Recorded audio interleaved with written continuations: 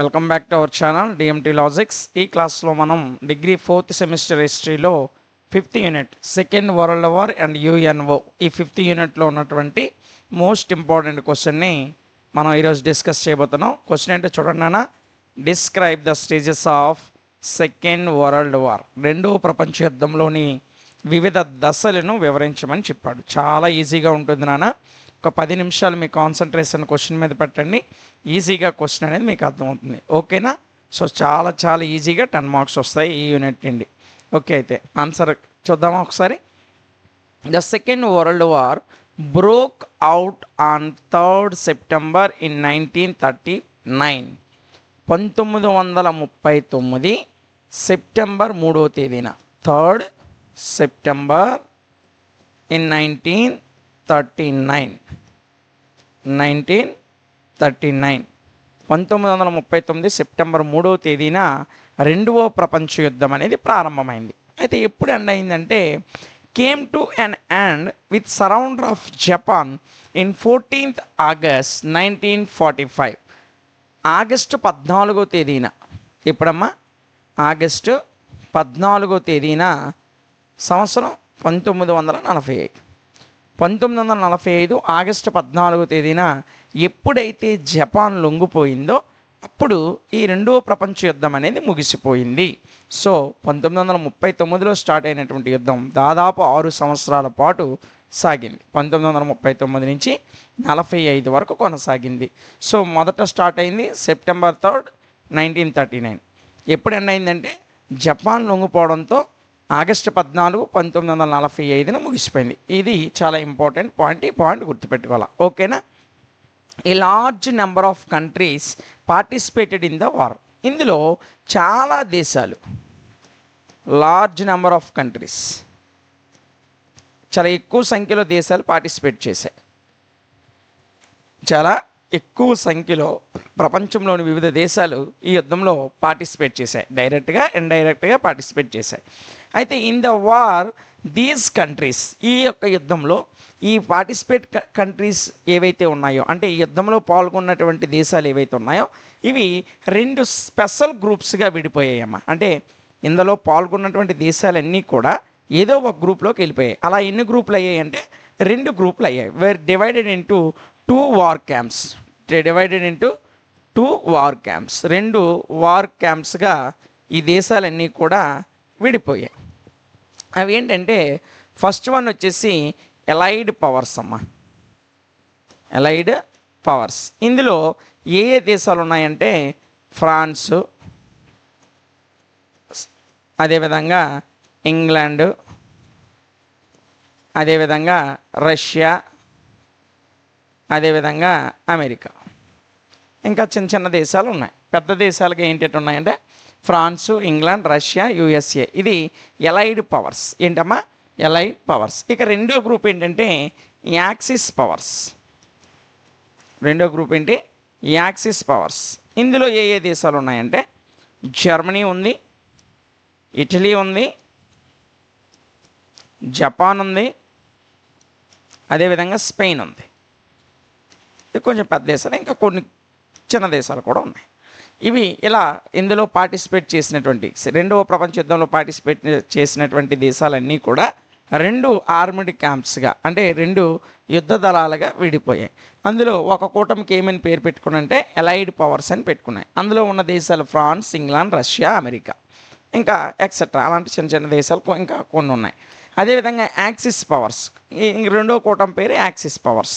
ఇందులో Germany, Italy, Japan, Spain లాంటి పెద్ద దేశాలతో పాటు ఇతర దేశాలు కూడా ఈ కూటమిలో ఉన్నాయి.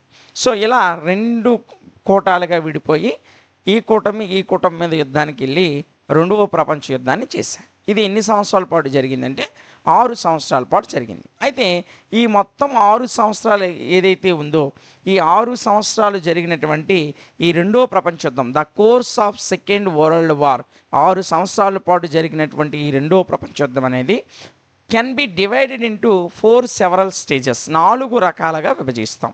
ఆ 4 రకాలు ఏంటంటే first phase, second phase, third phase and fourth phase. చివరి ఫేజ్లో మనకి జపాన్ లొంగిపోవడంతో యుద్ధం అనేది ముగిసిపోతుంది. అయితే ఏ ఫేజ్లో ఏ విధంగా యుద్ధం జరిగిందో డీటెయిల్గా చూద్దాం. ఓకేనా? సో ఇందులో మనం మొదటగా మాట్లాడుకుంటున్నటువంటి ఫస్ట్ ఫేజ్ అమ్మ. ఇది ఎప్పటి నుండి ఎప్పటి వరకు జరిగిందంటే 1939 నుంచి 1941 వరకు జరిగింది. ఎప్పటి నుంచి? 1939 నుంచి 1941 వరకు జరిగింది. During the first phase of the war, ఈ యుద్ధం యొక్క ఈ మొదటి దశలో, ఎప్పుడమ్మా? ఫస్ట్ ఫేజ్ అంటే మొదటి దశ. యుద్ధం యొక్క ఈ మొదటి దశలో axis powers, especially the Germany, axis powers, allied powers కాదమ్మా, యాక్సిస్ పవర్స్. ఈ మొదటి ఫేజ్లో యాక్సిస్ పవర్స్ అనేవి అనేక విజయాలు సాధించాయి. ఎస్పెషల్లీ జర్మనీ, ఎస్పెషల్లీ అంటే ప్రత్యేకంగా చెప్పాలంటే ఏ దేశం ఎక్కువ విజయాలు చెందిందంటే జర్మనీ పొందింది. జర్మనీ దేశము ఈ మొదటి ఫేజ్లో ఎక్కువ విజయాలను సాధించింది. అందుకే జర్మనీ ఏ కూటమిలో ఉంది? యాక్సిస్ పవర్స్లో ఉంది. అందువలన మొదటి ఫేజ్లో ఎవరు ఎక్కువ యుద్ధాలు చేశారు, ఎవరు ఎక్కువ యుద్ధాల్లో గెలుపొందారంటే యాక్సిస్ పవర్స్ గెలుపొందారు. అందులో ముఖ్యంగా ఇంకా ఎస్పెషల్గా చెప్పాలంటే జర్మనీ ఎక్కువ యుద్ధాలు అనేది గెలిచింది. అయితే ఈ మొదటి ఫేజ్లో the first victim of the second world war was Poland. ఈ మొదటి ఫేజ్లో అంటే మొత్తం సెకండ్ వరల్డ్ వార్లో మొదటిగా బాధ్యతకి ఈ యుద్ధానికి గురైనటువంటి దేశం ఏదంటే పోలాండ్. ఏ దేశం అమ్మ? పోలాండ్ దేశం అనేది మొదటి బాధితుడిగా చెప్తాం. సో రెండవ ప్రపంచ యుద్ధం వల్ల మొట్టమొదటిగా దాని యొక్క ప్రభావాన్ని అనుభవించిన దేశం ఏదంటే పోలాండ్. ఎలాగంటే ఈ పోలాండ్ని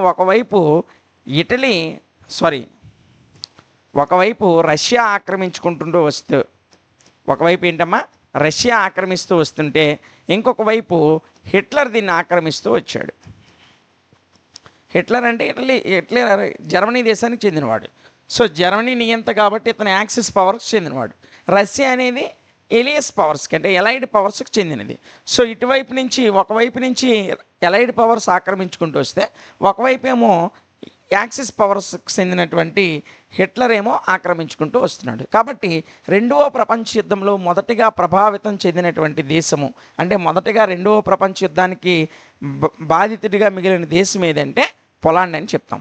on the pretext of the safety, రక్షణ అనేటువంటి ముసుగులో Russia restarted a series of conquest, అనేక రకాలైనటువంటి విజయాలను పొందింది.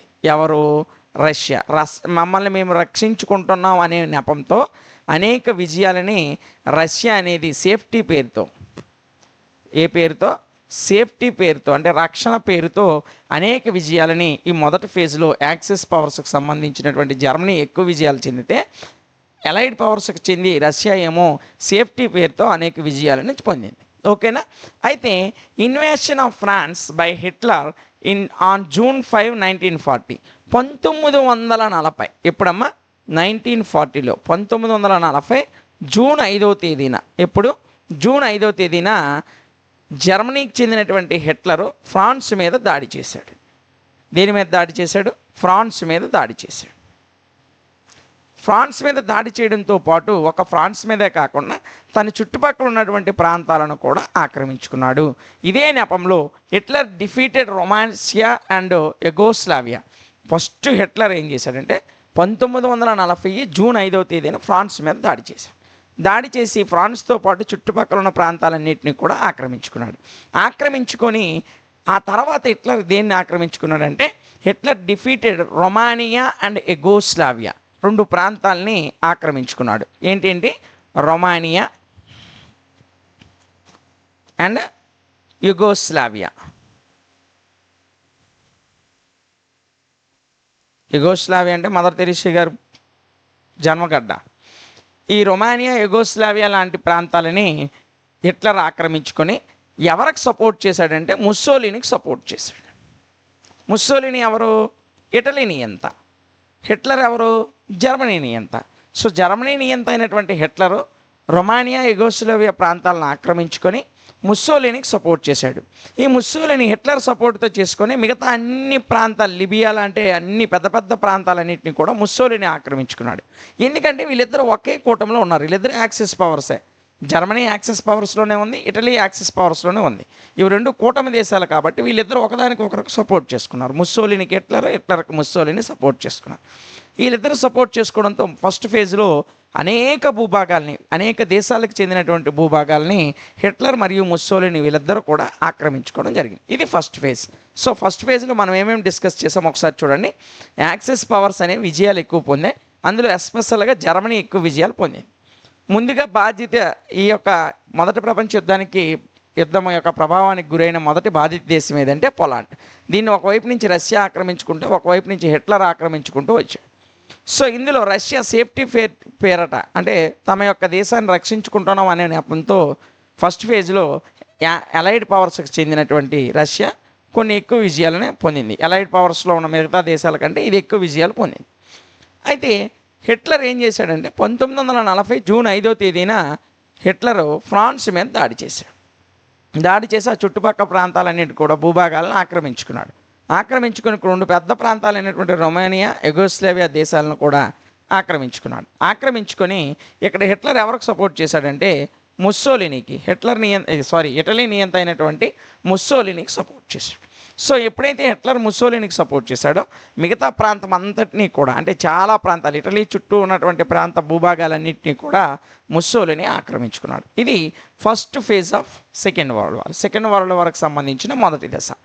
ఆ తర్వాత యుద్ధము సెకండ్ ఫేజ్లోకి వెళ్ళింది. ఇది 1941 నుంచి 42 మధ్యలో జరిగింది. అంటే దాదాపు 1-1.5 సంవత్సరం మాత్రమే జరిగింది.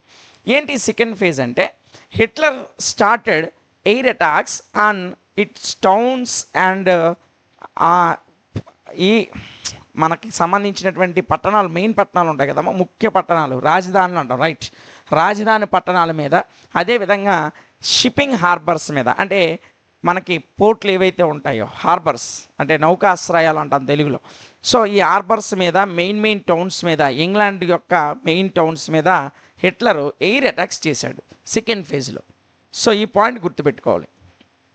ఎయిర్ అటాక్స్ దేని మీద? ఇంగ్లాండ్ మీద.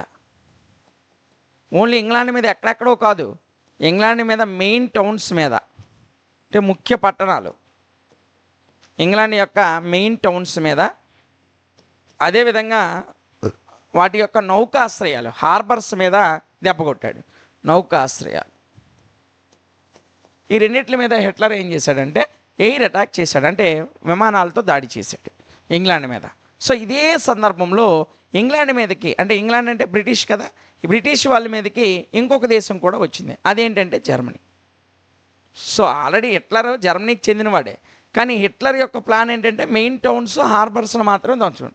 సో జర్మనీ ఆర్మీ మొత్తం కూడా ఏం చేసిందంటే ఈ యొక్క బ్రిటిష్ని, అంటే బ్రిటిష్ అన్న ఇంగ్లాండ్ అన్న ఒకటే, కన్ఫ్యూజ్ కావద్దు, ఈ బ్రిటిష్ నేవీ మీద మొత్తం, బ్రిటిష్ నేవీ ఓన్లీ టౌన్స్, హార్బర్సే కాకుండా డైరెక్ట్గా బ్రిటిష్ నేవీ మీదకి వెళ్ళిపోయింది. ఏది? హిట్లర్ యొక్క జర్మనీకి చెందినటువంటి నేవీ. సో ఎప్పుడైతే దీని మీదకి వచ్చిందో లక్కీగా ఈ బ్రిటిష్కి ఎవరికి సహాయం చేశారంటే అమెరికా సహాయం చేసింది. బ్రిటిష్కి ఎవరు సహాయం చేశారు? ఇంగ్లాండ్కి ఎవరు సహాయం చేశారు? అమెరికా సహాయం చేసింది. ఈ అమెరికా సహాయంతో జర్మనీ తోక ముడుచుకొని మళ్ళీ వెనక్కి వెళ్ళిపోయింది. ఇది సెకండ్ ఫేజ్లో మనకు జరిగినటువంటి బ్యాటిల్. అర్థమైందా? సో ఇక్కడ చూడండి, ఫస్ట్ మనం ఏం చెప్పుకున్నామంటే, మొదటిగా ఎయిర్ అటాక్ అనేది హిట్లర్ దేని మీద చేశాడు? ఇంగ్లాండ్ మీద చేశాడు. ఏ ప్లేసుల్లో? మెయిన్ టౌన్స్, హార్బర్స్ మీద చేశాడు. సో ఈ యొక్క హిట్లర్కి చెందినటువంటి జర్మనీ దేశం ఏదైతే ఉందో, హిట్లర్ జర్మనీ దేశానికి చెందినవాడు. ఆ జర్మనీ ఆర్మీ లేదా జర్మనీ నేవీ అనేవి దేని మీద అటాక్ చేశాయంటే బ్రిటిష్ నేవీ మీద అటాక్ చేసేసరికి ఇది వెనక్కి వెళ్తున్న టైంలో ఆల్రెడీ ఇంగ్లాండ్, యుఎస్ఏ ఈ రెండు కూడా అలైడ్ పవర్స్లో ఉన్నాయి. అప్పుడు అమెరికా వచ్చి బ్రిటిష్కి హెల్ప్ చేసింది, సాయం చేయడంతో ఈ రెండు కలిసి జర్మనీ మీద అటాక్ చేయగానే జర్మనీ తోక ముడుచుకొని వెనక్కి వెళ్ళిపోయింది. సో ఈ కారణంగా ఎయిర్ అటాక్స్ అనేది జర్మనీ ఆపేసింది. సో అప్పుడు మొదలైనటువంటి యుద్ధమే స్టాలిన్గ్రాడ్ వార్. ఏ యుద్ధం అమ్మా? Stalingrad war. ఇది సెకండ్ ఫేజ్లో ఒక భాగంగా ఎవరెవరికి జరిగిందంటే జర్మనీకును, అమెరికా మరియు ఇంగ్లాండ్కి ఈ రెండు కలిపి జర్మనీ మీద దాడికి వెళ్ళాయి. సో ఈ స్టాలిన్గ్రాడ్ యుద్ధంలో మనకి హిట్లర్ ఓడిపోయాడు. ఎవరు ఓడిపోయారు? హిట్లర్ ఓడిపోయాడు. సో హిట్లర్ ఓడిపోవడంతో ఈ స్టాలిన్ గార్డ్ యుద్ధం అనేది ముగిసింది. సో హిట్లర్ భయపడిపోయాడు. నెక్స్ట్ వెంటనే జర్మనీ కూడా హిట్లర్కి చెందినటువంటి తన సైన్య బలాన్ని అంతా కూడా హిట్లర్ వెనక్కి తీసుకుని వెళ్ళిపిస్తాడు. ఇక్కడ ఘోరంగా అనేక మంది సైనికులు చచ్చిపోయారు. సో ఈ యుద్ధంలో హిట్లర్ ఓడిపోయాడు. ఇది సెకండ్ ఫేజ్లో జరిగింది. ఆ తర్వాత హిట్లర్ మరలా పుంజుకొని థర్డ్ ఫేజ్లోకి వచ్చాడు. ఇది థర్డ్ ఫేజ్. ఈ థర్డ్ ఫేజ్ 1942-45 మధ్యన 3 సంవత్సరాల పాటు జరిగింది. ఇక్కడ ఆఫ్రికా లిబరేషన్ అనేది స్టార్ట్ అయింది. ఈ ఆఫ్రికా లిబరేషన్ కారణంగా ఎలైడ్ పవర్స్లో ఉన్నటువంటి దేశాలు ఏవైతే ఉన్నాయో, ఫస్ట్ వన్ వచ్చేసి రష్యా, సెకండ్ వన్ వచ్చేసి ఇంగ్లాండ్, థర్డ్ వన్ వచ్చేసి అతి పెద్దదైనటువంటి అమెరికా, ఫోర్త్ వన్ వచ్చేసి మనకి రష్యా, ఇంగ్లాండ్, అమెరికా, వీటితో పాటు ఫ్రాన్స్,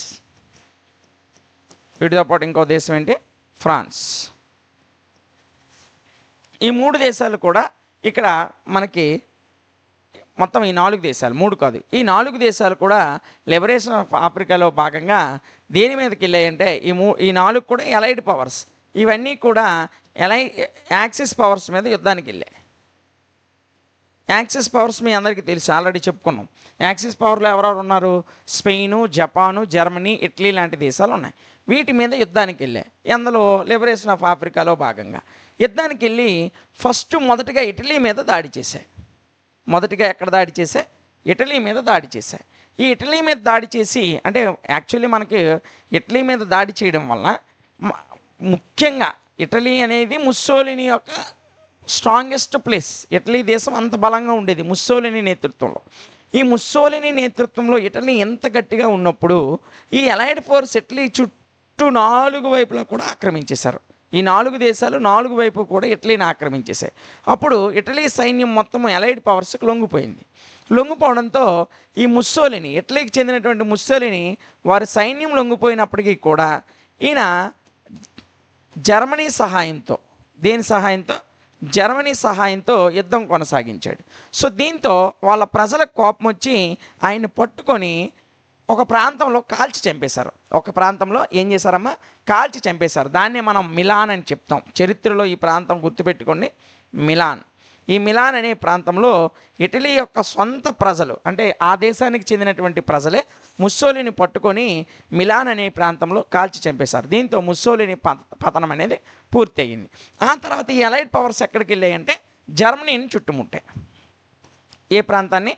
జర్మనీ చుట్టుపెట్టాయి. ఈ జర్మనీ దేశాన్ని 4 వైపులా కమ్మేశాయి. మొత్తం America armed force, Russia armed force, అదేవిధంగా France armed force, England armed force, 4 వైపులు చుట్టుముట్టేయడంతో చేసేదేం లేక జర్మనీ కూడా చేతులు ఎత్తేసింది. దీంతో చేతులు ఎత్తేయడంతో ఏం చేసిందంటే, ఈ యొక్క జర్మనీ నియంతగా చెప్పుకుంటున్నటువంటి హిట్లర్ ఆల్రెడీ స్టాలిన్ గార్డ్ యుద్ధంలో ఓడిపోయాడు. ఓడిపోయినటువంటి వ్యక్తికి మొత్తం జర్మనీని చుట్టుముట్టేశారు. ఇంకా ఎక్కడికి వెళ్ళడానికి మనవుడికి ఎక్కడ ప్లేస్ దొరకలే. అప్పుడు ఈయన ఏం చేశాడంటే, వాళ్ళ చేతిలో పడకుండా హీ కమిటెడ్ సూసైడ్. ఈయన ఆత్మహత్య చేసుకొని చచ్చిపోయాడు. ఇది మనం థర్డ్ ఫేజ్లో చెప్పుకుంటాం. సో థర్డ్ ఫేజ్లో ఏంటని చెప్పుకున్నాం చూడండి. ఇందులో ఎలైడ్ పవర్స్ 4 దేశాలు కూడా ఫస్ట్ ఇటలీని చుట్టుముట్టాయి. ఇటలీని చుట్టుముట్టడంతో ఇటలీ సైన్యం అంతా లొంగిపోయింది. దాంతో ముస్సోలిని ఏం చేశాడంటే జర్మనీ సహాయంతో ఇంకా యుద్ధం కొనసాగించాడు. ఇలా కొనసాగిస్తుంటే సొంత ప్రజలకి కోపం వచ్చి ఆయన్ని పట్టుకొని మిలాన్ అనే ప్రాంతంలో కాల్చి చంపేశారు. సో దీంతో ముస్సోలిని అంతం అయిపోయింది. ఆ తర్వాత ఎలైడ్ పవర్స్ జర్మనీని చుట్టుముట్టాయి. జర్మనీని చుట్టుముట్టడంతో హిట్లర్ చేసేదేమీ లేకుండా సూసైడ్ చేసుకొని చచ్చిపోయాడు. ఇంకా ఈ ఎలైడ్ పవర్స్ను మనం ఓడించలేమని చెప్పి అతని దగ్గర ఉన్నటువంటి అప్పుడు వరకు దురహంకారంగా నేనే గొప్ప, నేను చెప్పిందే వేదం అన్నట్టు ఉన్నటువంటి హిట్లర్ చుట్టూ ఎలైడ్ పవర్స్ కమ్మేయడంతో ఆల్రెడీ 30,000 మంది సైనికుల్ని ఈ స్టాలిన్ గార్డ్ యుద్ధంలో కోల్పోయాడు. మనం ముందు చెప్పుకున్నాం సెకండ్ ఫేజ్లో. ఆ యుద్ధంలో ఆల్రెడీ అంతమంది సైనికులు కోల్పోయారు కాబట్టి ఇంకా చేసేది ఏమీ లేక హిట్లర్ ఏం చేశాడంటే సూసైడ్ చేసుకొని చచ్చిపోయాడు. ఇప్పుడు ఆల్రెడీ ఇటలీ లొంగిపోయింది, ఇటువైపు జర్మనీ కూడా లొంగిపోయింది. అంతకుముందు ఉన్నటువంటి స్పెయిన్ ఫస్ట్ ఫేజ్లోనే అనామక దేశంగా పారిపోయింది. ఇంకొక్కరు మాత్రమే మిగిలారు. వాళ్ళు ఎవరంటే జపాన్ దేశం. వాళ్ళెవరు? జపాన్ దేశం మాత్రమే సెకండ్ వరల్డ్ వార్లో యాక్సిస్ పవర్కి చెంది మిగిలినటువంటి దేశం. యాక్సిస్ పవర్లో ఉన్నటువంటి మిగిలిన పెద్ద దేశాలు 4 కూడా వెళ్ళిపోయాయి, 3 కూడా వెళ్ళిపోయాయి. స్పెయిన్ పోయింది, అదేవిధంగా జర్మనీ లొంగిపోయింది, ఇటలీ లొంగిపోయింది. ఇంకా మిగిలినటువంటి యాక్సిస్ పవర్కి చెందినటువంటి పెద్ద దేశం జపాన్. ఈ జపాన్ మాత్రం లొంగడం లేదు. సో మెనీ టైమ్స్ ఈ యాక్సిస్ పవర్స్ చెందినటువంటి జపాన్ మీద ఎయిర్ అటాక్స్ అనేవి అలైడ్ పవర్స్ చేశాయి. ఏం చేశాయమ్మా? Air attacks. అనేక ఎయిర్ అటాక్స్ చేసినప్పటికీ కూడా అనేక సార్లు ఈ అలైడ్ కూటమి అనేక సార్లు జపాన్ మీద ఎయిర్ అటాక్స్ చేసినప్పుడు కూడా జపాన్ లొంగిపోలేదు.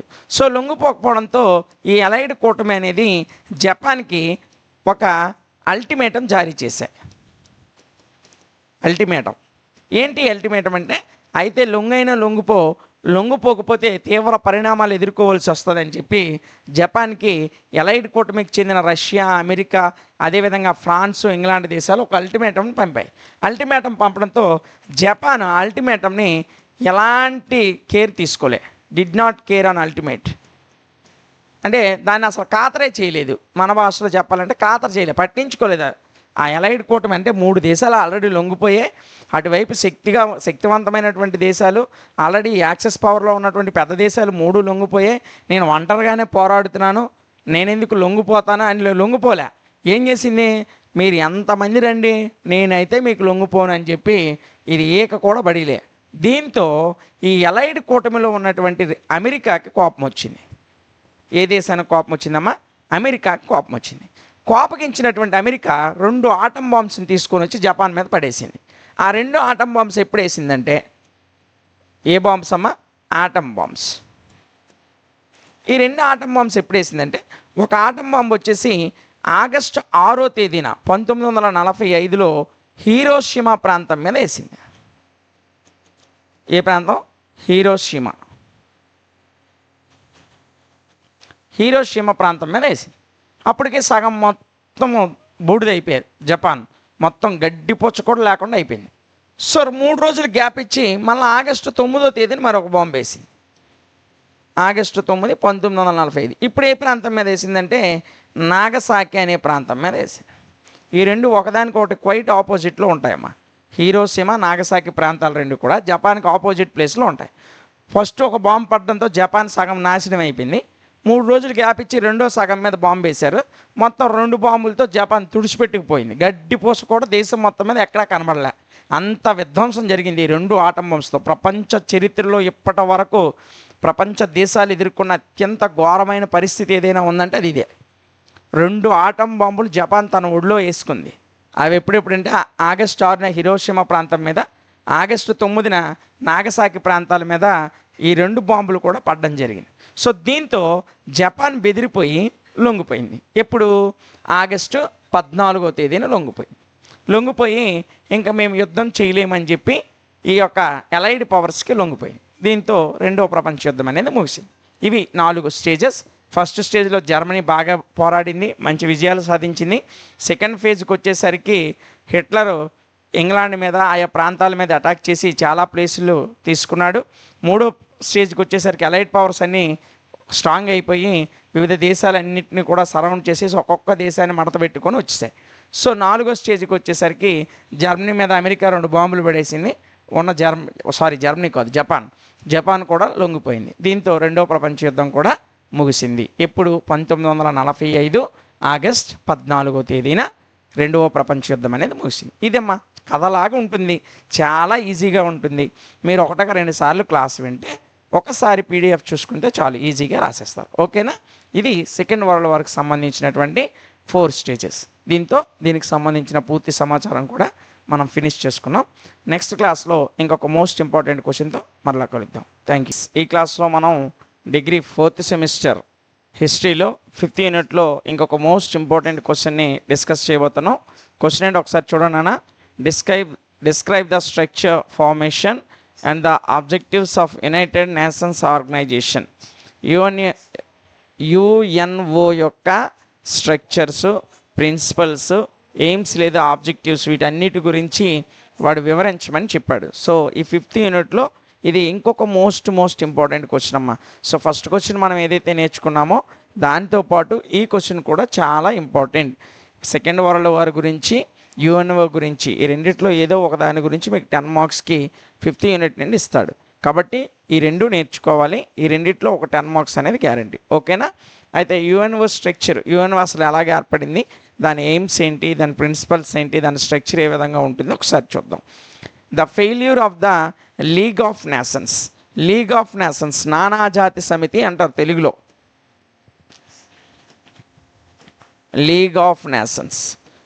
ఈ లీగ్ ఆఫ్ నేషన్స్ అనేది ఫెయిల్యూర్ అవ్వడం వలన ఫస్ట్ వరల్డ్ వార్ తర్వాత ఈ లీగ్ ఆఫ్ నేషన్స్ అనేటువంటి సంస్థ ఏర్పడింది. ఎందుకు? మరలా ఇంకెప్పుడు కూడా ప్రపంచ యుద్ధాలు రాకూడదు అని చెప్పి ఈ సంస్థ ఏర్పడితే, ఈ సంస్థ కూడా 1918 నుంచి ఒక 20 సంవత్సరాల పాటు చాలా స్ట్రాంగ్గానే పనిచేసింది. ఆఫ్టర్ 1939 1939 తర్వాత ఈ సంస్థ ఫెయిల్యూర్ అవ్వడం వలన సెకండ్ వరల్డ్ వార్ అనేది వచ్చింది. సెకండ్ వరల్డ్ వార్ అనేది దాదాపు 6 ఇయర్స్ జరిగింది, 1939 నుంచి 1945 వరకు. ఇవన్నీ ఆల్రెడీ మనం ముందు యూనిట్లో డిస్కస్ చేసే ఉన్నాం కాబట్టి కొంచెం స్పీడ్గా వెళ్తున్నా. సో 1939 టు 1945 వరకు సెకండ్ వరల్డ్ వార్ జరిగింది. అయితే ఈ యొక్క లీగ్ ఆఫ్ నేషన్స్ ఫెయిల్యూరు, అదేవిధంగా horrors of the second world war, రెండో ప్రపంచ యుద్ధం యొక్క భయానిక పరిస్థితులు, రెండో ప్రపంచ యుద్ధం యొక్క భయానక పరిస్థితులు, ఈ రెండు కూడా greatly moved the world statesmen, ప్రపంచ రాజనీతిజ్ఞులని. ఎవరనమ్మా? ప్రపంచ రాజనీతిజ్ఞులు, స్టేట్స్మెన్. ప్రపంచ రాజనీతిజ్ఞులను కలవరపరిచింది. ఎందుకు? ఒకటి, ఈ లీగ్ ఆఫ్ నేషన్స్ ఫెయిల్యూర్ అయిపోయింది, దాని ఫెయిల్యూర్ వల్ల సెకండ్ వరల్డ్ వార్ వచ్చింది. ఆ సెకండ్ వరల్డ్ వార్లో అనేకమైనటువంటి భయానిక పరిస్థితులు, చాలా దేశాలు అణుబాంబులు కూడా పడ్డాయి. అలాంటి భయానిక పరిస్థితులతో ఈ స్టేట్స్మెన్స్, రాజనీతిజ్ఞులు అంటే ప్రపంచానికి సంబంధించిన వివిధ రకాల మేధావులు, తత్వవేత్తలు, వీళ్ళందరూ కూడా కలవరపాటు పడ్డారు. కలవరపాటు పడి వీళ్ళందరూ కూడా దేని గురించి ఆలోచించారంటే, who felt the need to have a strong international body for the maintenance of peace and security. ప్రపంచవ్యాప్తంగా శాంతిని మరియు సెక్యూరిటీని మెయింటైన్ చేయడం కొరకు, ప్రపంచవ్యాప్తంగా పీస్ అండ్ సెక్యూరిటీ, ఈ రెండింటిని మెయింటైన్ చేయడానికి ఒక ఇంటర్నేషనల్ బాడీ అనేది అవసరం. ఒక ఇంటర్నేషనల్, అంతర్జాతీయ వ్యవస్థ అనేది ఒకటి అవసరము అని చెప్పి వీళ్ళందరూ కూడా, ప్రపంచ రాజనీతిజ్ఞులందరూ కూడా ఆలోచన చేశారు. ఈ ఆలోచనలకు అనుగుణంగా, అంటే వీళ్ళు ఏదైతే ప్రపంచవ్యాప్తంగా శాంతి ఉండాలి, ప్రపంచవ్యాప్తంగా ప్రతి దేశానికి భద్రత ఉండాలి అనేటువంటి ఆలోచనలు చేశారో, ఈ ఆలోచనలకు అనుగుణంగా a number of conferences were held during the second world war in Moscow. ఈ రెండవ ప్రపంచ యుద్ధం జరుగుతున్నప్పుడే మాస్కోలో అనేక రకాలైనటువంటి, మాస్కోతో పాటు ఇంకా చాలా కంట్రీస్లో, అంటే చాలా ప్లేసుల్లో జరిగిందమ్మా. సో ముఖ్యంగా మాస్కోలో ఎక్కువ జరిగాయి. దీంతోపాటు అమెరికాలో కూడా ఈ కాన్ఫరెన్సెస్, సమావేశాలు అనేవి జరిగాయి. దేని కొరకు? ఒక స్ట్రాంగ్ ఇంటర్నేషనల్ బాడీ అనేది ఏర్పాటు చేయాలి, అంటే ఒక బలమైనటువంటి అంతర్జాతీయ సంస్థను ఏర్పాటు చేయాలి. దేని కొరకు అంటే పీస్ అండ్ సెక్యూరిటీ. ఇంటర్నేషనల్గా అంటే అంతర్జాతీయంగా, ప్రపంచవ్యాప్తంగా కూడా దేశాల మధ్య శాంతి కొరకు, భద్రత కొరకు ఒక బలమైనటువంటి సంస్థ ఉండాలని చెప్పి వీళ్ళు ఆలోచన చేసి ఆ సంస్థ కొరకు అనేక కాన్ఫరెన్సెస్, అనేక సమావేశాలు చేశారు. ఎక్కడెక్కడ? మాస్కో మరియు యుఎస్ఏలో. ఎప్పుడు? డ్యూరింగ్ సెకండ్ వరల్డ్ వార్ జరుగుతున్నటువంటి సందర్భంలోనే వీళ్ళు ఈ యొక్క ఆలోచనలే చేశారు. అయితే finally it was the conference of San Francisco. ఎక్కడమ్మా? San Francisco. ఈ ప్లేస్ గుర్తుపెట్టుకోవాలా, శాన్ ఫ్రాన్సిస్కో.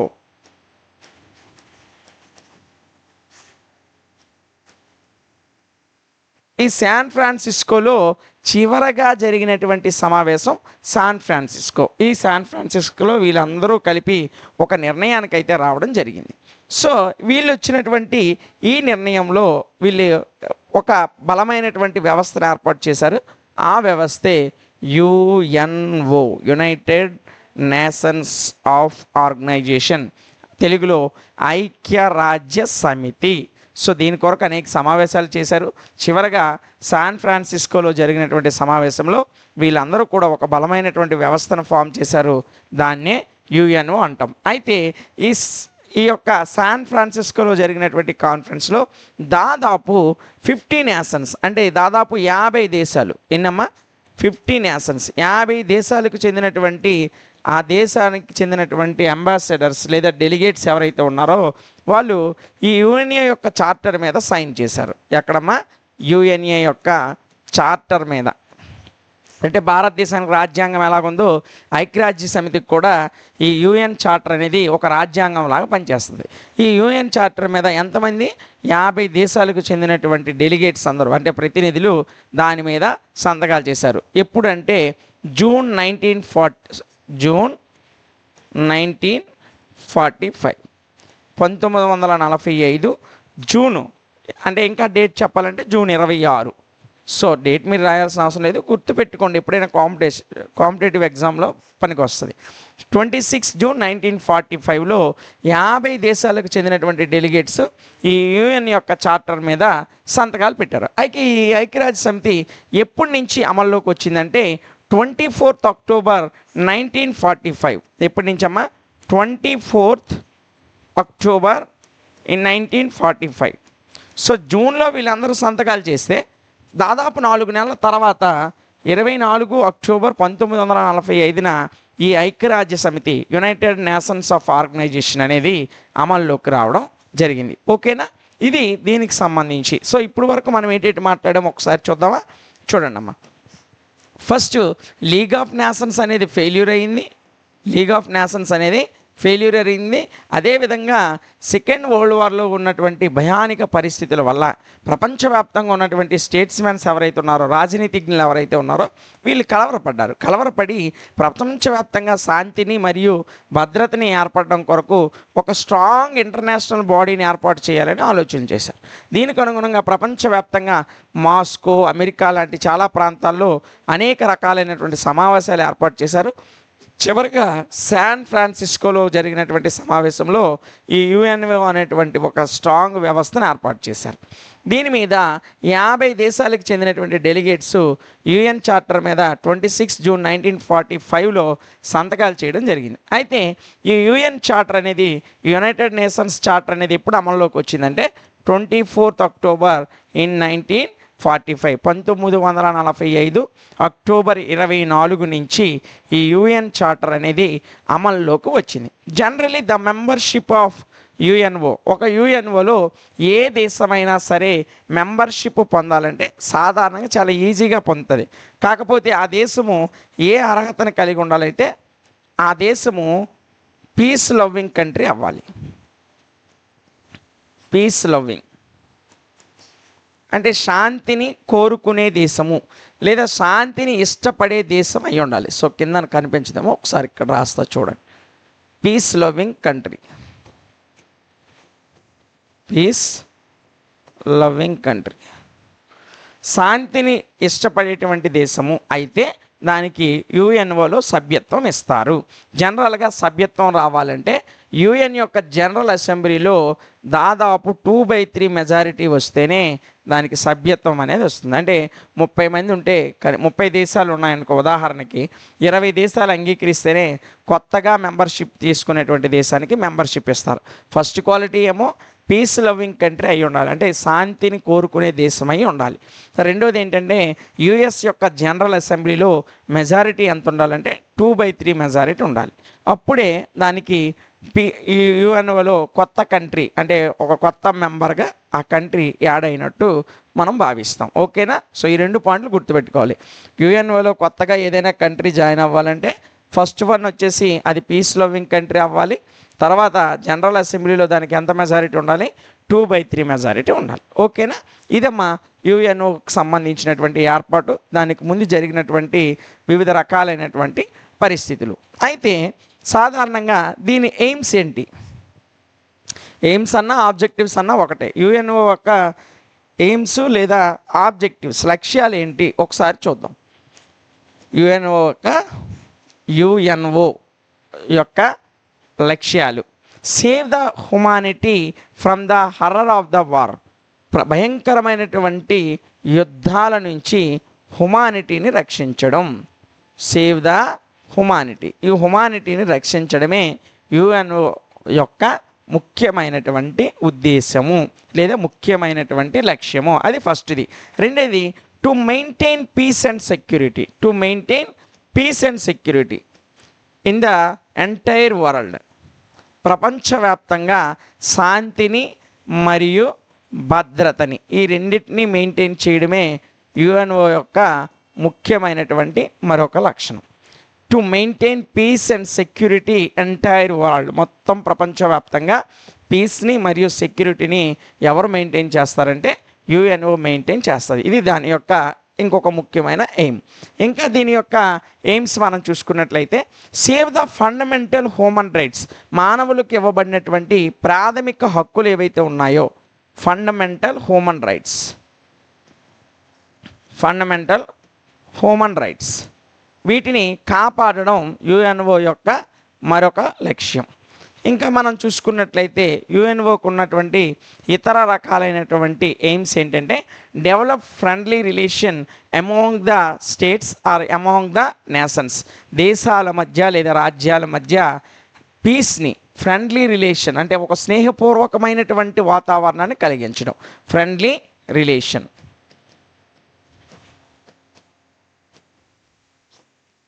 అంటే దేశానికి మధ్య స్నేహపూర్వకమైనటువంటి సంబంధాలను నెలకొల్పే బాధ్యత ఎవరు తీసుకుంటారంటే యుఎన్ఓ తీసుకుంటుంది.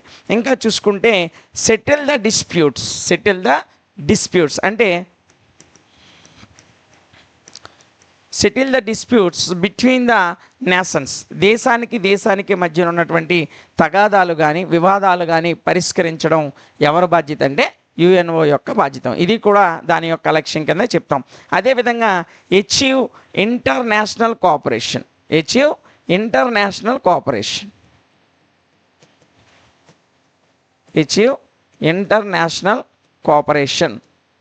To solve the international problems.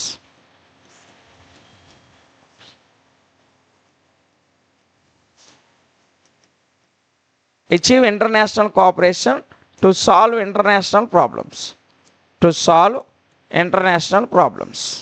అంతర్జాతీయ సమస్యలు అంటే దేశం అంతర్జాతీయంగా ఉన్నటువంటి సమస్యలు ఏవైతే ఉన్నాయో వాటిని సాల్వ్ చేసుకోవడం కొరకు ఇంటర్నేషనల్ కోఆపరేషన్ని ఎవరు అందిస్తారు అంటే అంతర్జాతీయంగా సహాయ సహకారాలు ఎవరు అందిస్తారంటే యుఎన్ఓ అందిస్తుంది. ఇది దీనికి ఉన్నటువంటి ప్రిన్సిపల్స్. మెయిన్ మనం 6 ప్రిన్సిపల్స్ చూసాం. చూడండి, దీని యొక్క లక్ష్యాల్లో మొదటిది వచ్చేసి సేవ్ ద హ్యుమానిటీ, యుద్ధాలు జరిగేటప్పుడు యుద్ధాలు జరగకుండా మానవత్వాన్ని రక్షించేటువంటి బాధ్యత ఎవరిదంటే యుఎన్ఓది. ఇది దాని యొక్క లక్ష్యం. రెండవది వచ్చేసి పీస్ అండ్ సెక్యూరిటీని ప్రపంచవ్యాప్తంగా మెయింటైన్ చేయడం. మూడోది వచ్చేసి దేశాల మధ్య ఫండమెంటల్ హ్యూమన్ రైట్స్ అంటే మానవులకు ఇవ్వబడినటువంటి ప్రాథమిక హక్కులను కాపాడడం, దేశాల మధ్య ఫ్రెండ్లీ రిలేషన్ని ఏర్పాటు చేయడం, అదేవిధంగా దేశాల మధ్య తగాదాలను పరిష్కరించడం, అదేవిధంగా అంతర్జాతీయంగా ఏవైనా ప్రాబ్లమ్స్ వస్తే వాటిని సాల్వ్ చేసుకోవడానికి ఇంటర్నేషనల్ కోఆపరేషన్ సహాయ సహకారాలు అనేది ఈ యుఎన్ఓ అందిస్తుంది. ఇది దీని యొక్క ప్రిన్సిపల్స్. ఇంకా మనం చూసుకున్నట్లయితే దీని యొక్క ఇంతకు ముందు చెప్పింది ఆబ్జెక్టివ్స్ ఎయిమ్స్. రెండోది వచ్చేసి ప్రిన్సిపల్స్ ఆఫ్ యుఎన్ఓ యొక్క సిద్ధాంతాలు లేదా యుఎన్ఓ యొక్క సూత్రాలు ఏంటి. దీనికి మనం కొన్ని సూత్రాలు ముఖ్యంగా యుఎన్ఓకు ఉన్నటువంటి ముఖ్యమైనటువంటి ప్రిన్సిపల్స్ ఏంటి ఒకసారి చూద్దాం. దేని ప్రకారం యుఎన్ఓ ప్రకారం all sovereign powers are equal. All sovereign powers are equal. UNO దృష్టిలో సార్వభౌమాధికారం కలిగినటువంటి దేశాలన్నీ కూడా సమానమే. All sovereign powers are equal. దీని దృష్టిలో సార్వభౌమాధికారం కలిగినటువంటి ప్రతి దేశం కూడా సమానమే. ఇంకా చెప్పుకోవాలంటే every member state should be fulfil its their obligations. ప్రతి దేశము తన యొక్క లక్ష్యాలని ఒక గుడ్ ఫెయిత్తో అంటే ఒక చిత్తశుద్ధితో తనకు తానే సాధ్యపరుచుకోవాలి. ఇది యుఎన్ఓ యొక్క ఇంకొక ప్రిన్సిపల్. అంటే ప్రతి దేశము కూడా తన లక్ష్యాలను కానీ తనకున్న సిద్ధాంతాలను కానీ ఒక గుడ్ ఫెయిత్తో అంటే ఒక చిత్తశుద్ధితో నిర్వర్తించాల్సిన అంటే తమకు ఇవ్వబడిన బాధ్యతల్ని చిత్తశుద్ధితో నిర్వర్తించాలి. ఇది ఐక్యరాజ్య సమితి యొక్క యుఎన్ఓ యొక్క మరొక ముఖ్యమైనటువంటి సూత్రం, ప్రిన్సిపల్. ఇంకా మనం చూసుకున్నట్లయితే all the member states should be settle their disputes by peaceful means. అంటే ప్రతిదీ ఇందులో ఉన్నటువంటి ఎన్ని దేశాలు అయితే ఉన్నాయో ఎవ్రీ స్టేట్ అంటే ఇక్కడ రాజ్యం రాష్ట్రం కాదు, ఎవ్రీ నేషన్ కూడా వాటి యొక్క డిస్ప్యూట్స్ని అంటే వాటి యొక్క తగాదాలు ఏవైతే ఉన్నాయో వాటిని పీస్ఫుల్ మేనర్లో అంటే శాంతియుతంగా, పీస్ఫుల్ మేనర్లో శాంతియుతంగా తమకున్నటువంటి తగాదాలని పరిష్కరించుకోవాలి. అంతేగాని యుద్ధపరంగా వెళ్ళకూడదు, సమాధానంగా ఫ్రెండ్లీ నేచర్లో కూర్చొని మాట్లాడుకునేటట్లు ఉండాలి. అంతేగాని ఎలాంటి యుద్ధాలు చేసి పరిష్కరించుకోకూడదు. పీస్ఫుల్ మేనర్లోనే వాటి యొక్క సమస్యలు, వాటి యొక్క తగాదాలను పరిష్కరించుకోవాలి. ఇది యుఎన్ఓకు ఉన్నటువంటి మరొక ముఖ్యమైనటువంటి ప్రిన్సిపల్. ఇంకా చూసుకున్నట్లయితే no member state should use force. ఏ దేశము కూడా తమ యొక్క ఫోర్స్ని ఉపయోగించకూడదు. దేని మీద? అదర్ స్టేట్ లేదా అదర్ నేషన్ మీద. ఏ దేశము కూడా ఇతర దేశాల మీద తమ యొక్క ఫోర్సెస్ని, ఆర్మీ ఫోర్స్ అవ్వచ్చు, నేవీ ఫోర్స్ అవ్వచ్చు, ఎయిర్ ఫోర్స్ అవ్వచ్చు, ఏదైనా సరే వాటి యొక్క బలగాలని ఇతర దేశాల మీద ఉపయోగించకూడదు. ఇది యుఎన్ఓకు ఉన్నటువంటి మరొక ప్రిన్సిపల్. ఇంకా లాస్ట్ అండ్ లీస్ట్ చివరిగా ఉన్నటువంటి మరొక ముఖ్యమైన ప్రిన్సిపల్ ఏంటంటే the UNO should not interfere in the domestic affairs. ప్రతి దేశానికి ఉన్నటువంటి డొమెస్టిక్ అఫైర్స్లో యుఎన్ఓ అనేది కలుగు చేసుకోదు. Do not interfere. యుఎన్ఓ అనేది ఏ దేశం యొక్క అంతర్గత విషయాలలో జోక్యం చేసుకోదు. ఇది యుఎన్ఓ యొక్క ప్రిన్సిపల్స్. చూడండి, 5 ప్రిన్సిపల్స్ చాలా ఈజీగా ఉంటాయి. ఫస్ట్, సావరెన్ పవర్స్ కలిగిన అన్ని దేశాలు కూడా యుఎన్ఓ దృష్టిలో ఈక్వల్లే. ప్రతి దేశం కూడా తమకు ఇవ్వబడినటువంటి ఆబ్లిగేషన్స్ని ఒక చిత్తశుద్ధితో నెరవేర్చాలి. డిస్ప్యూట్స్, వాటి యొక్క తగువులు ఏవైతే ఉన్నాయో వాటిని ఒక పీస్ఫుల్ మేనర్లో పరిష్కరించుకోవాలి. ఏ దేశం కూడా ఇతర దేశం మీద ఫోర్స్ను ఉపయోగించకూడదు. ఎప్పుడు కూడా యుఎన్ఓ అనేది ఒక దేశం యొక్క డొమెస్టిక్ అఫైర్స్లో ఇంటర్ఫియర్ అవ్వదు, జోక్యం చేసుకోదు. ఇది యుఎన్ఓ యొక్క ప్రిన్సిపల్స్. ఇక మనం చివరిగా చూసినట్లయితే యుఎన్ఓ స్ట్రక్చర్ ఏ విధంగా ఉంటుంది అంటే యుఎన్ఓ నిర్మాణము, ఈ ఐక్యరాజ్య సమితి అనేది, ఈ యునైటెడ్ నేషన్స్ ఆఫ్ ఆర్గనైజేషన్ అనేది ఏ విధంగా ఫామ్ అయి ఉంటుంది. ఇందులో ఎన్ని ఉంటాయంటే సాధారణంగా చెప్పాలంటే యుఎన్ఓ యొక్క ప్రిన్సిపల్ ఆర్గాన్స్, యుఎన్ఓ యొక్క యుఎన్ చార్టర్ ఏదైతే ఉందో అంటే యుఎన్ఓకి రాజ్యాంగం లాగా ఉన్నటువంటి యుఎన్ చార్టర్ అనేది ప్రొవైడెడ్ 6 ఆర్గాన్స్. ఎన్ని ఆర్గాన్స్ను ప్రొవైడ్ చేసిందమ్మా? 6 ఆర్గాన్స్ని అంటే 6 రకాల వ్యవస్థలని ప్రొవైడ్ చేసింది యుఎన్ఓ యొక్క చార్టర్. ఆ 6 ఏంటో మనం చూసినట్లయితే ఫస్ట్ వన్ వచ్చేసి జనరల్ అసెంబ్లీ అమ్మ. General assembly. సో ఇది యుఎన్ చార్టర్ ప్రకారము యుఎన్ చార్టర్ ప్రొవైడ్ చేసినటువంటి ఒక ముఖ్యమైనటువంటి ఆర్గాన్. ఇక రెండోది చూసినట్లయితే సెక్యూరిటీ కౌన్సిల్. రెండోది ఏంటమ్మా? Security council.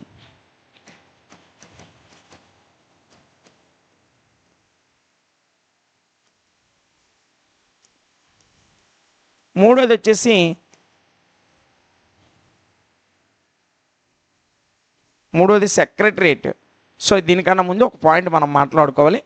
So UN charter అనేది యుఎన్ఓకి సంబంధించిన రాజ్యాంగం లాంటిది. భారతదేశానికి రాజ్యాంగం ఎలాగో అంటే మన దేశం మొత్తం రాజ్యాంగం మీద ఆధారపడి ఎలా నడుస్తుందో ఈ యుఎన్ చార్టర్ అనే దాని మీద ఆధారపడి entire UNO, United Nations organisation అనేది పనిచేస్తుంది. సో దీంట్లో 6 వ్యవస్థలు ఉంటాయి. ఆ 6 వ్యవస్థల గురించి మనం ఇప్పుడు మాట్లాడుతున్నాం. అందులో ఫస్ట్ వన్ వచ్చేసి జనరల్ అసెంబ్లీ, సాధారణమైనటువంటి సభ ఒకటి ఉంటుంది. రెండోది వచ్చేసరికి సెక్యూరిటీ కౌన్సిల్, అంటే ఇతర దేశాల మీదకి ఏ దేశమైనా యుద్ధంకి వెళ్తే ఏం చేయాలి అనేటువంటి నిర్ణయాలు తీసుకునే సెక్యూరిటీ కౌన్సిల్, కొన్ని దేశాలతో కూడినటువంటి ఒక సెక్యూరిటీ కౌన్సిల్ ఉంటుంది. ఆ సెక్యూరిటీ కౌన్సిల్తో పాటు సెక్రటరియట్ ఒకటి ఉంటుంది, అంటే సచివాలయం అమ్మ. సెక్రటరియట్, ఒక సచివాలయం ఉంటుంది. ఇది ఇందులో ఉన్నటువంటి 3వ వ్యవస్థ. ఇక 4వది చూసినట్లయితే అంతర్జాతీయంగా న్యాయం తీర్చడం కొరకు ఒక ఇంటర్నేషనల్ కోర్టు ఉంటుంది. ఏముంటుందమ్మా? ఇంటర్నేషనల్ కోర్ట్, అంతర్జాతీయ న్యాయస్థానం అంటాం కదా, ఇంటర్నేషనల్ కోర్ట్ ఫర్ జస్టిస్. ఇది 4వది. ఇక 5వది చూసినట్లయితే economic or social.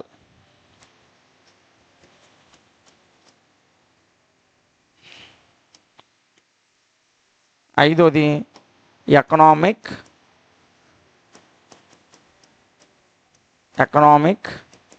Are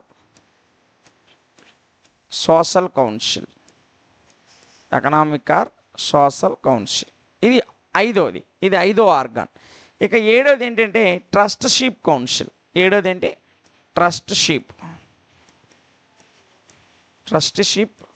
council. 7వది కాదు, 6వది. 6 ఉంటాయి, 7 ఉండవు, క్షమించండి. ఈ 6 కూడా యుఎన్ఓ యొక్క స్ట్రక్చర్లో భాగస్వామ్యాలు. ఏంటి 6 వ్యవస్థలు ఒకసారి చూడండి అమ్మా. సాధారణంగా యుఎన్ చార్టర్ అనేది 6 ఆర్గాన్స్ని ప్రొవైడ్ చేసింది. అందులో మొదటిది జనరల్ అసెంబ్లీ, 2వదేమో సెక్యూరిటీ కౌన్సిల్, 3వదేమో సెక్రటరియేటు, 4వది ఇంటర్నేషనల్ కోర్టు, 5వది ఎకనామిక్ ఆర్ సోషల్ కౌన్సిల్, అంటే ఆర్థికపరమైన సాంఘికపరమైన అంశాలన్నీ ఇందులో చర్చిస్తారు. చివరిది ట్రస్టీషిప్ కౌన్సిల్. ఈ 6 కూడా యుఎన్ఓ యొక్క స్ట్రక్చర్స్లో, అంటే యుఎన్ఓ నిర్మాణంలో ఉన్నటువంటి 6 రకాల వ్యవస్థలు. ఇదమ్మా. సో మనం ఏంటి డిస్కస్ చేసామో చూడండి. సో యుఎన్ఓ ఏ విధంగా ఏర్పాటైంది, ఏ పరిస్థితుల్లో ఏర్పాటైంది, దాని మీద ఎంతమంది సభ్యులు సంతకాలు చేశారు అనేటువంటి విషయాన్ని మాట్లాడాం. కొత్తగా ఏ దేశమైనా ఇందులోకి రావాలంటే ఏ కంట్రీ అయి ఉండాలి, దానికి ఎంత మెజారిటీ ఉండాలో చూసాం. ఆ తర్వాత యుఎన్ఓ యొక్క ఎయిమ్స్ చూసాం, అదేవిధంగా యుఎన్ఓ యొక్క ప్రిన్సిపల్స్ చూసాం, అదేవిధంగా యుఎన్ఓ యొక్క స్ట్రక్చర్ చూసాం. ప్రజెంట్ యుఎన్ఓలో అంటే ఈ యొక్క యునైటెడ్ నేషన్స్ ఆఫ్ ఆర్గనైజేషన్ ఏదైతే ఉందో దీంట్లో ఎన్ని దేశాలు ఉన్నాయంటే 192 దేశాలు ఉన్నాయి. ఈ విషయం గుర్తుపెట్టుకోండి, ఎప్పుడైనా మీకు కాంపిటేటివ్ ఎగ్జామ్లో పనికొస్తుంది. ఎన్ని దేశాలు ఉన్నాయి యుఎన్ఓలో? 192 దేశాలు అనేవి ఇందులో మెంబర్స్గా ఉన్నాయి. ఓకేనా? సో యుఎన్ఓ అనేది అంతర్జాతీయంగా ఏ దేశం కూడా ఏ దేశం మీదకి యుద్ధానికి పోకుండా కాపాడుతూ ఉంటుంది. ఇది యుఎన్ఓ యొక్క ఎయిమ్స్, యుఎన్ఓ యొక్క ప్రిన్సిపల్స్, యుఎన్ఓ యొక్క స్ట్రక్చర్. చాలా ఈజీగా ఉంటుంది. జనరల్గా ఒక 4-5 పాయింట్లు మాట్లాడాం. అదేవిధంగా ఇందులో ఉన్న ప్రిన్సిపల్స్, ఎయిమ్స్, స్ట్రక్చర్ ఇవన్నీ కూడా చూసాం. ఓకేనా? ఈజీగా సెకండ్ వరల్డ్ వార్ అనేది ఫస్ట్ క్వశ్చన్ కింద డిస్కస్ చేసాం. యుఎన్ఓ యొక్క స్ట్రక్చర్స్, ఎయిమ్స్ అనేది సెకండ్ క్వశ్చన్ కింద డిస్కస్ చేసాం.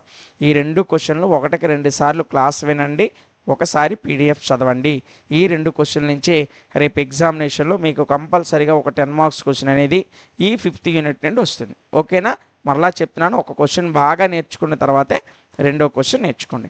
ఇది దీనికి సంబంధించిన పూర్తి సమాచారం. నెక్స్ట్ క్లాస్లో మనం ఇంకొక మోస్ట్ ఇంపార్టెంట్ క్వశ్చన్తో మరలా కలుద్దాం. Thank you. ఎగ్జామైన్ the achievements and failures of UNO. UNO యొక్క అచీవ్మెంట్స్ గురించి, ఫెయిల్యూర్ గురించి వివరించమని చెప్పాడు. ఈ క్వశ్చన్ చాలా ఇంపార్టెంట్ అమ్మా. ఆల్రెడీ మనం 2 క్వశ్చన్స్ ఇందులో డిస్కస్ చేసాం. మ్యాక్సిమం మీకు ఆ ఫస్ట్ 2 క్వశ్చన్స్లో నుంచే ఎస్ఏ క్వశ్చన్ అనేది రావడం జరుగుతుంది. అయితే కొన్నిసార్లు పేపర్ టఫ్గా ఇచ్చేటప్పుడు ఆ 2 క్వశ్చన్లో నుంచి క్వశ్చన్ రాదు. ఈ క్వశ్చన్ మ్యాక్సిమం ఆఫ్ టైమ్స్ ఇచ్చాడు. కాబట్టి ఈ యూనిట్ నుంచి ఈ క్వశ్చన్ కూడా నేర్చుకోవాల్సిన అవసరం ఎంతైతే ఉంది. ఎందుకంటే పేపర్ టఫ్గా ఇచ్చేటప్పుడు పొరపాటున ఈ క్వశ్చన్ వచ్చిందంటే మీరు నేర్చుకోకపోతే ఈ యూనిట్ నుండి 10 మార్క్స్ మీరు మిస్ అయిపోయినట్లే. కాబట్టి దీని మీద కూడా మీ ఇంట్రెస్ట్, అదేవిధంగా మీ కాన్సన్ట్రేషను దీని మీద పెట్టాలి. ఓకేనా? సో క్వశ్చన్ చాలా ఈజీగా ఉంది కదా, ఆన్సర్ కూడా అంతకన్నా ఈజీగానే ఉంటుంది. ఒక 10 నిమిషాలు మీ కాన్సన్ట్రేషన్ దీని మీద పెట్టినట్లయితే ఈజీగానే సులభంగా మీకు అర్థమయ్యేటట్టు చెప్తాను. మీరు 1కి 2 సార్లు వింటే మరి ఇంకా చదవాల్సిన అవసరం కూడా లేకుండా రాసేస్తారు. సో అచీవ్మెంట్స్ ఏంటి, అదేవిధంగా ఫెయిల్యూర్స్ ఏంటో చూద్దామా? మరి చూడండి. During it's existence of the UNO. UNO తన యొక్క ఉనికి ప్రకారంగా, అంటే తన యొక్క ఉనికి ప్రపంచ దేశాల మీద తనకున్నటువంటి ఎగ్జిస్టెన్స్ని బట్టి has done a commendable job of maintenance of peace and security. ప్రపంచవ్యాప్తంగా పీస్ని మరియు సెక్యూరిటీని, అంటే భద్రతను, ఈ రెండింటినీ మెయింటైన్ చేయడంలో మనకి యుఎన్ఓ అనేది ఒక కమాండబుల్ జాబ్ని నిర్వర్తించింది. అంటే ఒక కమాండబుల్గా అన్ని దేశాల మీద ఒక కమాండ్తో ఈ పీస్ కొరకు, సెక్యూరిటీ కొరకు ఈ యుఎన్ఓ అనేది పనిచేసింది. అయితే it helped in resolving number of controversies for peace, శాంతి కోసం, ప్రపంచ దేశాల మధ్య శాంతి కోసము ఇది అనేక రకాలైనటువంటి దేశాల మధ్యన ఉన్న ఈ కాంట్రవర్సీస్ని సాల్వ్ చేసింది. అయితే యుఎన్ఓ యొక్క అచీవ్మెంట్స్ ఏమిటి, అదేవిధంగా దీని ఫెయిల్యూర్స్ ఏంటి ఒకసారి చూద్దాం. మొదటిగా దీని అచీవ్మెంట్స్ చూసేటప్పుడు ఫస్ట్గా మనం అచీవ్మెంట్స్లో పొలిటికల్ అచీవ్మెంట్స్, ఫస్ట్ది ఏంటమ్మా, పొలిటికల్ అచీవ్మెంట్స్.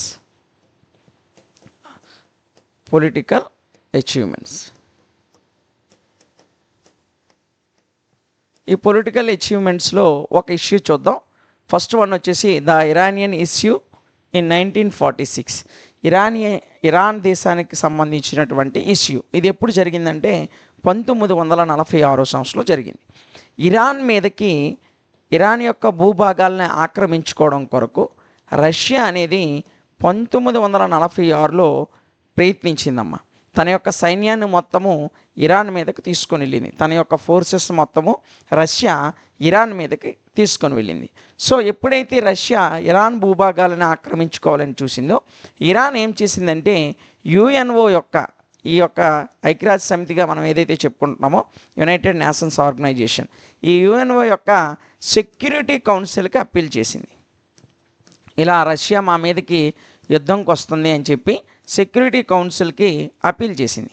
అప్పుడు సెక్యూరిటీ కౌన్సిల్, యుఎన్ యొక్క సెక్యూరిటీ కౌన్సిల్ ఈ రష్యా ఇరాన్ ఇష్యూలో జోక్యం చేసుకొని రష్యాని వెనక్కి తగ్గమని చెప్పింది. వెంటనే రష్యా యుఎన్ఓ జోక్యం చేసుకోవడంతో తన యొక్క ఫోర్సెస్ ఏవైతే ఉన్నాయో, తన యొక్క బలగాలన్నింటినీ కూడా ఇరాన్ మీద నుంచి విత్డ్రా చేసుకుంది, ఇరాన్ మీద నుంచి వెనక్కి తెప్పించుకుంది.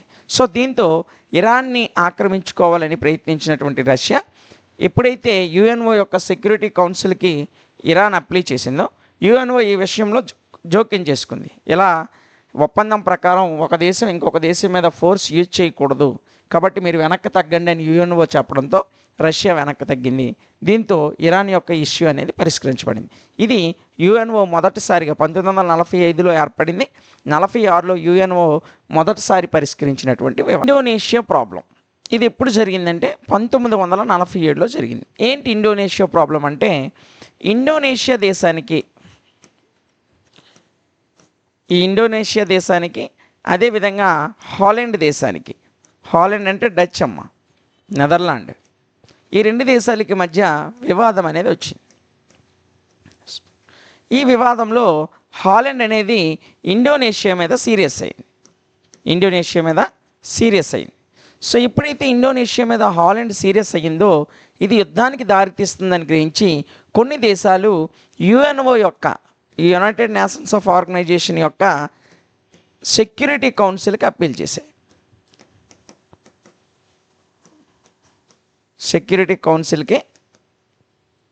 చేశాయి. సో ఆ దేశాలు ఏంటంటే, ఒకటి ఆస్ట్రేలియా, ఇంకోటి ఏమో ఇండియా. ఇండియా ఈ రెండు దేశాలు కూడా ఈ యొక్క ఇండోనేషియా హాలండ్ దేశాల మధ్య యొక్క ప్రాబ్లం ఏదైతే ఉందో దానివల్ల యుద్ధం జరగబోతుంది అని చెప్పి, ఈ వివాదంలో మీరు జోక్యం చేసుకోండి అని చెప్పి ఇండియా, ఆస్ట్రేలియా లాంటి దేశాలు యుఎన్ఓ యొక్క సెక్యూరిటీ కౌన్సిల్కి తెలియజేశాయి. సో ఎప్పుడైతే సెక్యూరిటీ కౌన్సిల్కి తెలియజేశాయో, వీటి మధ్య వివాదాన్ని పరిష్కరించడం కొరకు ఒక కమిషన్ అనేది యుఎన్ఓ వేసింది. దేన్ని వేసిందమ్మా? కమిషన్ని వేసింది. ఈ కమిషన్కి రిప్రజెంటేటివ్గా 3 దేశాలని వేసింది. ఆ 3 ఏంటంటే ఆస్ట్రేలియా, ఇంకోటేమో బెల్జియం,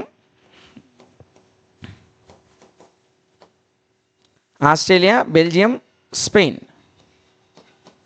ఈ దేశాలని రిప్రజెంటేటివ్ కంట్రీస్గా వేసి ఈ 3 దేశాల అధ్యక్షతన ఒక కమిటీ వేసి ఈ యొక్క ఇండోనేషియా మరియు హాలండ్ యొక్క సమస్యని యుఎన్ఓ అనేది పరిష్కరించింది. ఇది రెండో పొలిటికల్ అచీవ్మెంట్. ఇక మూడోది చూసినట్లయితే మనదమ్మ కాశ్మీర్ ఇష్యూ 1948లో. 1947లో కొత్తగా భారత్, పాకిస్తాన్ 2 వేరే దేశాలుగా విడిపోయాయి. 1947 ఆగస్టు 15 మనకు స్వాతంత్రం, 1947 ఆగస్టు 14న పాకిస్తాన్ స్వాతంత్రంగా ఉండి 2 దేశాలు విడిపోయాయి. అయితే ఇండియాలో మేజర్ పార్ట్గా ఉన్నటువంటి కాశ్మీర్ అనేది యాక్చువల్గా భారతదేశానికి చెందినటువంటి భూభాగం. కాశ్మీర్ ఎవరికి చెందిందమ్మా? భారతదేశానికి చెందినటువంటి భూభాగం. అయితే ఈ కాశ్మీర్ కోసం ఇండియాతో పాకిస్తాన్ అనేది వివాదం పెట్టుకుంది. కాశ్మీర్ మాదే అని చెప్పి పాకిస్తాన్ అనేది ఇండియాతో వివాదం పెట్టుకుంది. సో ఎప్పుడైతే పాకిస్తాన్ కాశ్మీర్ కోసం వివాదం పెట్టుకుందో ఇండియా దీని మీద సీరియస్ అయింది. సో మా భూభాగం మీదకి మీ జోక్యం ఏంటని చెప్పి ఇండియా సీరియస్ అయింది. దీంతో ఇండియా డైరెక్ట్గా పాకిస్తాన్ మీదకి యుద్ధంకి వెళ్లకుండా ఏం చేసిందంటే యుఎన్ఓ యొక్క సెక్యూరిటీ కౌన్సిల్కి తెలియజేసింది. సో యుఎన్ఓ యొక్క సెక్యూరిటీ కౌన్సిల్ జోక్యం చేసుకొని పాకిస్తాన్ని వెనక్కి తగ్గమని చెప్పింది. సో పాకిస్తాన్ వెనక్కి తగ్గింది 48లో. 48 నుంచి 1965 వరకు రెండు నిమ్మలంగానే ఉన్నాయి. 1945లో చిన్న యుద్ధం జరిగింది. ఆ తర్వాత 1965 వరకు రెండు దేశాలు కామ్గానే ఉన్నాయి. కానీ 1965లో రెండు కూడా అవుట్ బ్రేక్ అయ్యాయి. అంటే ఇంకా కోపాన్ని దాచుకోలేక ఇండియా పాకిస్తాన్ వార్ అనేది జరిగింది. ఎప్పుడు జరిగిందంటే 1971 సంవత్సరంలో జరిగింది. ఈ 1971లో ఇండియా పాకిస్తాన్ మధ్య జరిగినటువంటి యుద్ధాన్ని యుఎన్ఓ ఆపడం కొరకు ఇండియా పాకిస్తాన్ ప్రధానమంత్రిని ఒక దగ్గర చేసి సిమ్లా అగ్రిమెంట్, ఏ అగ్రిమెంట్ అమ్మా? సిమ్లా అగ్రిమెంట్ అంటే సిమ్లా ఒప్పందం అంటాం చరిత్రలో దీన్ని. భారత ప్రధాని అయినటువంటి శ్రీమతి ఇందిరాగాంధీకి అదేవిధంగా పాకిస్తాన్ ప్రధాని అయినటువంటి బెనజీర్ భుట్టో మధ్య సయోధ్య కుదిర్చి ఈ యొక్క యుద్ధాన్ని ఆపింది. ఆ తర్వాత వెంటనే ఇందిరాగాంధీ చనిపోయిన తర్వాత 1972లో మరలా ఇండియా పాకిస్తాన్ యుద్ధం అనేది జరిగింది. ఈ యుద్ధాన్ని కూడా తాష్కెంట్ ఒప్పందం ద్వారా అంటే తాష్కెంట్ అగ్రిమెంట్ ద్వారా భారత ప్రధాని అయినటువంటి ఎవరు?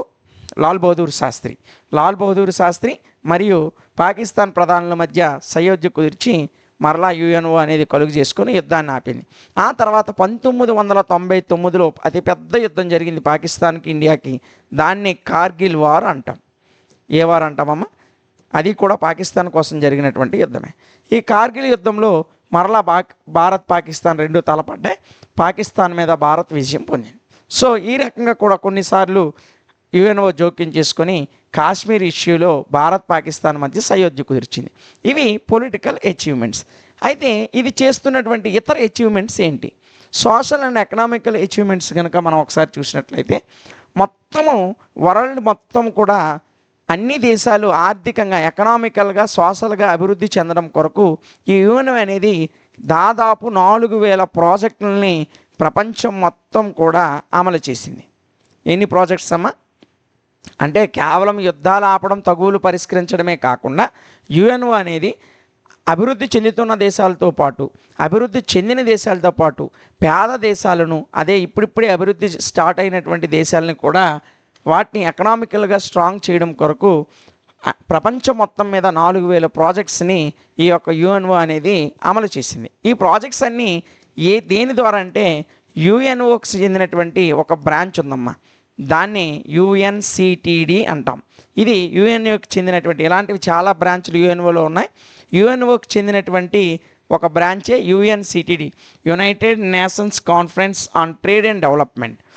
సో ఈ యుఎన్సిటిడి అనేటువంటి ఈ సంస్థ ద్వారా మొత్తం ప్రపంచవ్యాప్తంగా ఎంటైర్ వరల్డ్ 4000 ప్రాజెక్ట్స్ని యుఎన్ఓ అనేది ఆయా దేశాలు సోషల్గా ఎకనామికల్గా అభివృద్ధి చెందడం కొరకు ప్రవేశపెట్టింది. అంతే మాత్రమే కాకుండా మనం ఇంకా చూసినట్లయితే యుఎన్ఓ ఇంకా అనేక రకాలైన బ్రాంచెస్ కలిగి ఉంది. అవి ఏంటంటే FAO, food and agriculture organisation, అదేవిధంగా WHO, వరల్డ్ హెల్త్ ఆర్గనైజేషన్, ఇలాంటి అనేక బ్రాంచెస్ని కలిగి ఉండి ప్రపంచ దేశాల యొక్క సోషల్, ఎకనామికల్,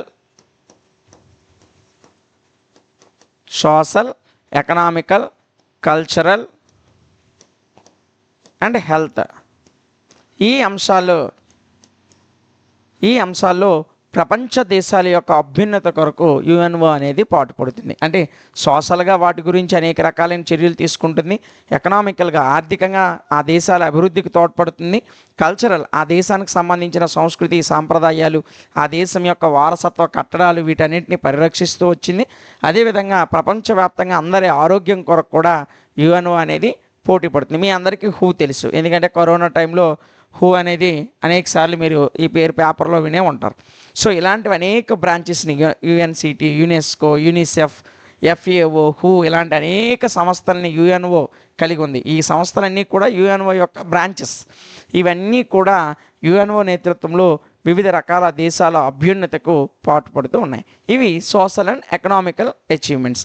ఇంకా మనం చూసినట్లయితే ఎడ్యుకేషనల్ అచీవ్మెంట్స్, విద్యాపరమైనటువంటి అచీవ్మెంట్స్ ఏం సాధించింది అంటే మనం చూసినట్లయితే ఇప్పుడే చెప్పుకున్నాం. దీని యొక్క మరొక బ్రాంచే యునెస్కో. ఈ యునెస్కో ఏం చేస్తుందంటే ప్రపంచవ్యాప్తంగా ప్రతి దేశంలోనూ, ప్రతి రాష్ట్రంలోనూ, ఆ దేశంలో ఉన్న ప్రతి రాష్ట్రం, ఆ రాష్ట్రంలో ఉన్న ప్రతి జిల్లా, ప్రతి మండలం, ప్రతి ప్రాంతం, మారుమూల గ్రామంలో ఉన్న మనుషుల యొక్క అందరి యొక్క లిటరసీ అంటే అక్షరాస్యతను పెంచడం కొరకు. దేన్ని పెంచడం కొరకమ్మా? అక్షరాస్యతను. లిటరసీ అంటే అక్షరాస్యత. ప్రపంచంలో వ్యాప్తంగా అనేక దేశాల యొక్క అక్షరాస్యతను పెంచడం కొరకు, అందరినీ విద్యావంతులను చేయడం కొరకు యుఎన్ఓ తన సబ్ బ్రాంచ్ అయినటువంటి యునెస్కో ద్వారా అనేక రకాలైనటువంటి కార్యక్రమాలు చేస్తుంది. అదేవిధంగా సైంటిఫిక్ రీసెర్చెస్ అంటే శాస్త్రీయ పరిశోధనలు ఎందులో? ఎడ్యుకేషన్లోను, అదేవిధంగా సైన్స్లోను, అదేవిధంగా అగ్రికల్చర్లోను,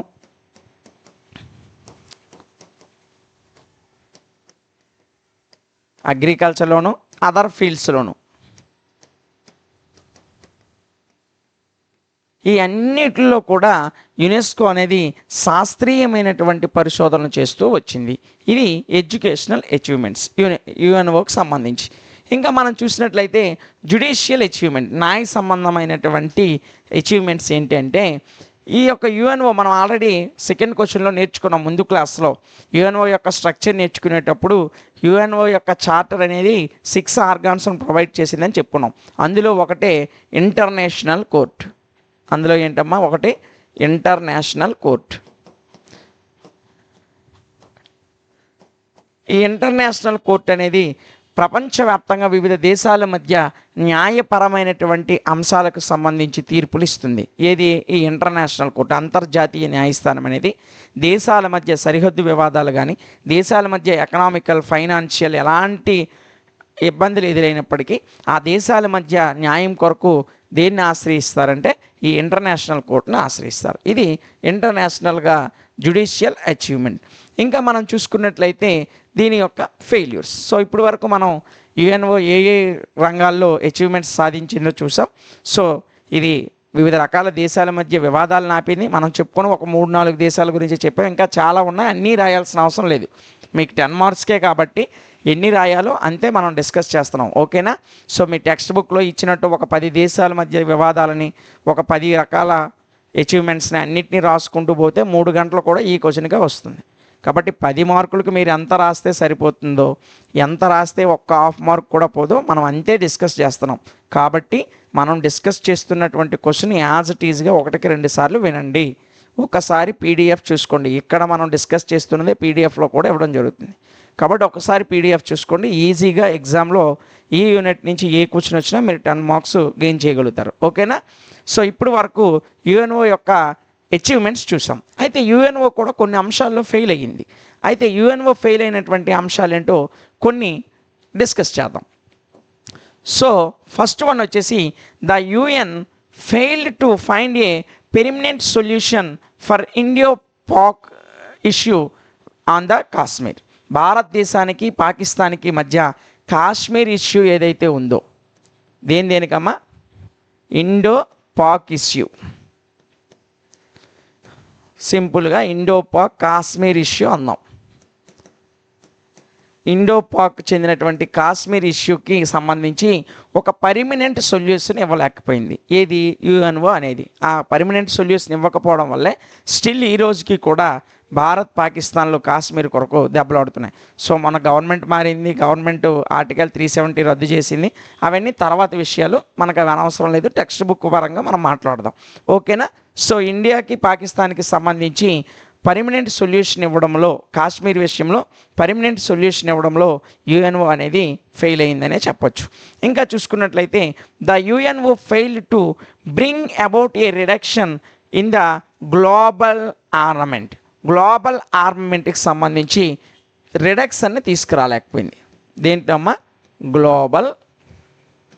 ఆర్మమెంట్. ఈ గ్లోబల్ ఆర్మమెంట్ ఏదైతే ఉందో దీంట్లో రిడక్షన్ తీసుకురావడంలో ఈ యొక్క యుఎన్ఓ అనేది ఫెయిల్ అయిందనే చెప్పొచ్చు. ఇది ఒక రకమైనటువంటి యుఎన్ఓ యొక్క ఫెయిల్యూర్. ఇంకా చూసినట్లయితే the Arab and Israel conflict, Arab దేశాలకి ఇజ్రాయెల్ దేశానికి మధ్యన ఉన్నటువంటి వివాదం ఎప్పుడూ నుంచి ఇప్పటికీ కూడా అరబ్ దేశాలు ఇజ్రాయెల్ దేశము యుద్ధం జరుగుతూనే ఉంది. మీ అందరికీ తెలుసు, రోజు పేపర్లు టీవీలు చూస్తుంటారు కాబట్టి. సో ఇజ్రాయెల్ దేశానికి అదేవిధంగా హామాస్ మీద దాడి చేసిందని మీరు ఈ మధ్యన వినుంటారు. సో అరబ్ దేశాలకి ఇజ్రాయెల్ దేశాలకి మధ్యన ఉన్నటువంటి వార్ ఏదైతే ఉందో అరబ్ అండ్ ఇజ్రాయెల్, ఈ అరబ్ అండ్ ఇజ్రాయెల్ కాన్ఫ్లిక్ట్ ఏదైతే ఉందో ఈ అరబ్ అండ్ ఇజ్రాయెల్ కాన్ఫ్లిక్ట్ని ఇప్పటికీ కూడా యుఎన్ఓ అనేది పరిష్కరించలేకపోయింది. కాబట్టి ఇది ఒక రకమైనటువంటి ఫెయిల్యూర్గా చెప్పుకోవచ్చు. ఇంకా చెప్పుకున్నట్లయితే the UNO failed to stop US attack on Iraq. Iraq మీద అమెరికా 2 సార్లు దాడి చేసిందమ్మా. ఇరాక్ మీద ఎవరు దాడి చేశారు? అమెరికా. ఈ 2 సార్లు దాడి చేసినప్పుడు కూడా యుఎన్ఓ అనేది ఆపలేకపోయింది. అది ఎప్పుడెప్పుడంటే 2002 మరియు 2003 ఈ 2 వరుస సంవత్సరాల్లో అమెరికా ఇరాక్ మీద దాడి చేసింది. ఆ ఇరాక్ మీద అమెరికా చేసిన అటాక్స్ని యుఎన్ఓ, యునైటెడ్ నేషన్స్ ఆర్గనైజేషన్ అనేది ఆపలేకపోయింది. కాబట్టి ఇది ఒక రకమైనటువంటి యుఎన్ఓ యొక్క ఫెయిల్యూర్. ఇంకా చూసినట్లయితే the UNO has failed miserably and also the economical and social fronts, అంటే ఎకనామికల్గా సోషల్గా కొన్ని రకాలైనటువంటి విషయాల్లో ఈ యుఎన్ఓ అనేది ఫెయిల్ అయింది. అవి ఏంటంటే డ్రగ్స్, అంతర్జాతీయంగా వివిధ దేశాలకు డ్రగ్స్ ట్రాన్స్ఫర్ అవుతూ ఉంది, దాన్ని నిరోధించడంలో యుఎన్ఓ అనేది ఫెయిల్ అయింది. అదేవిధంగా ఇంటర్నేషనల్ టెర్రరిజం